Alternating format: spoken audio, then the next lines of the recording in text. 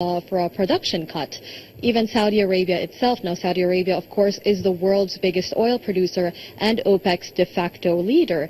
Now Saudi Arabia's energy minister Khalid Al-Falih said over the weekend that oil markets would rebalance starting in 2017 anyway, even without a deal. So that communicates to us that even Saudi Arabia would be prepared to walk away from the table. So we're going to be seeing a period of intense negotiations tomorrow, and maybe a deal could be cut at the last minute, but everybody is certainly on edge. Absolutely, Janelle. Now, the president of the European Central Bank, Mario Draghi, has warned that Britain will feel the pain from Brexit before the Eurozone.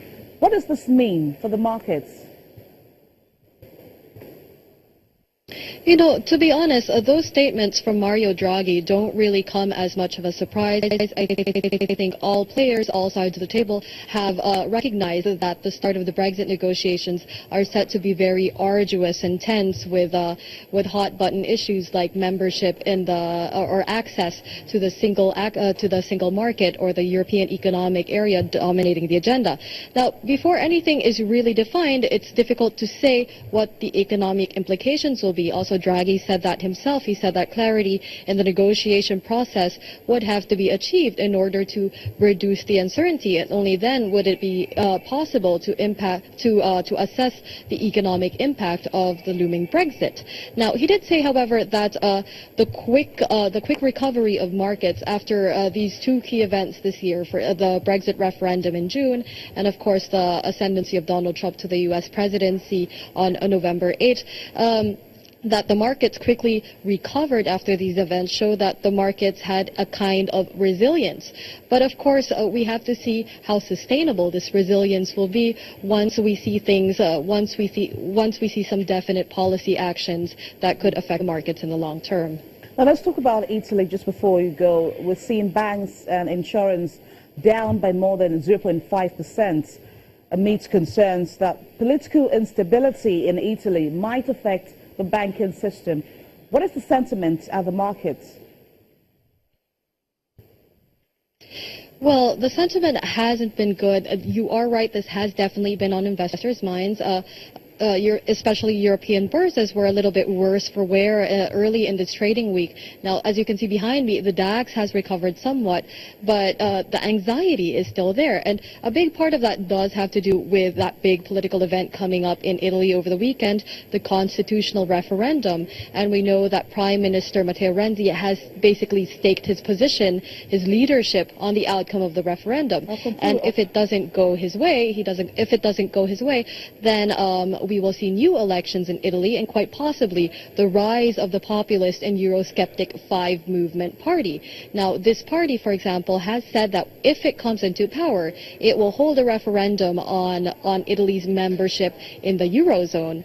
And that obviously is a big cause for worry for investors, the impact to the currency union at a time where the markets still haven't fully digested the long-term effects of a Brexit or of a Donald Trump presidency, like these global events that I already mentioned earlier. So yes, plenty of anxiety all around for the market players here. Thank you so much, Janelle Dumalong, DWTV financial correspondent, reporting from Frankfurt. The chief executive of the Nigerian Stock Exchange, Mr. Oscar Onyeme, has been re-elected as the chairman of the African Securities Exchanges Association. The re-emergence of Mr. Onyeme takes place at the ongoing 20th edition of the ASEA conference in Kigali, Rwanda.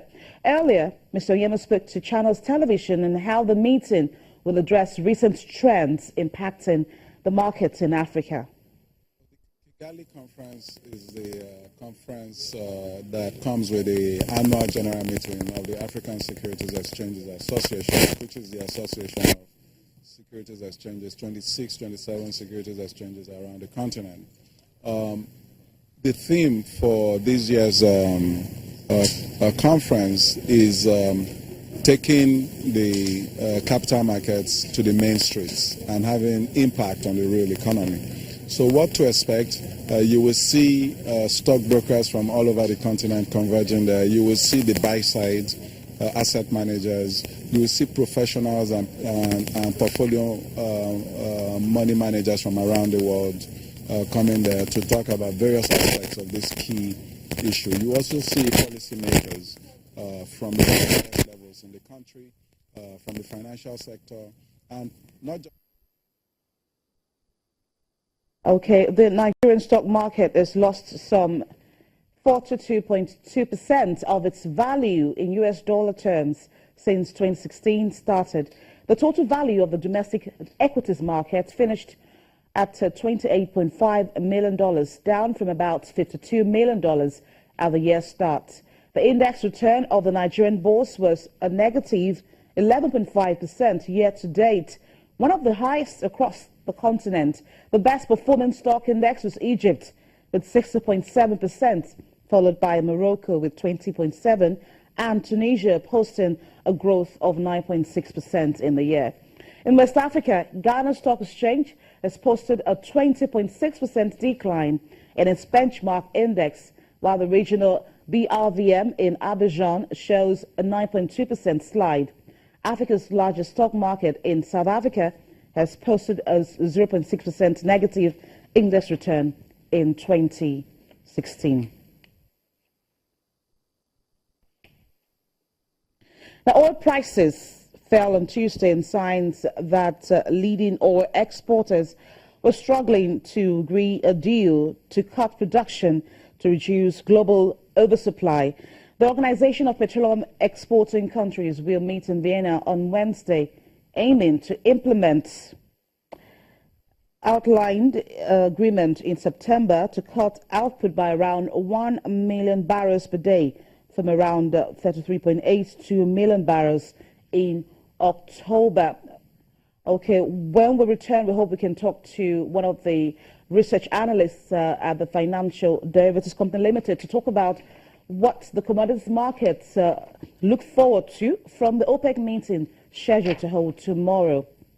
We'll go on a break now, and Business Incorporated will return in just a moment. Please stay with us.